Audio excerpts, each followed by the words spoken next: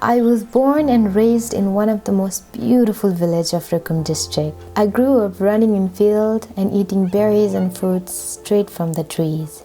My childhood was pretty fun until when I was 6 years old. I saw my 14-year-old aunt being victim of kidnapped marriage. She was forced to marry a 23-year-old man just because he had touched her and taken her to his house. As valuable as culture are to villagers, no one spoke against it, but I wanted to.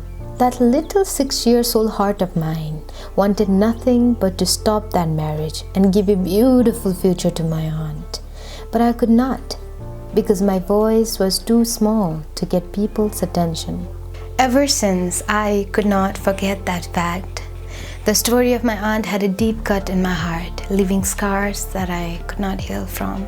I just could not ignore the fact that there are still teenage girls out there who are being victim of kidnapped marriage, child marriage, early pregnancy, marital rape, and many more.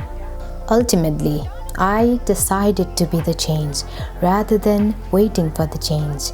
By conducting awareness campaigns, researches, and radio programs against child marriage and kidnapped marriage, I spread awareness about educated decision of marriage, rules and regulation against kidnapped marriage and child marriage, reproductive health, and many more. I made young girls realize what are their human rights and how they should protect it.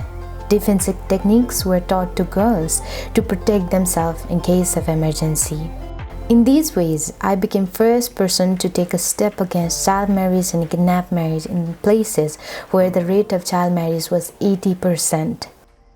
I was a 16-year-old strong girl who had stunts determination to go against brutal practice in her own community. Of course, it wasn't walk on the park because I lost 10 kgs on the process. But watching those girls wearing that confident smile and attitude made me believe it was all worth it. The price of my sweat and blood was finally paid off.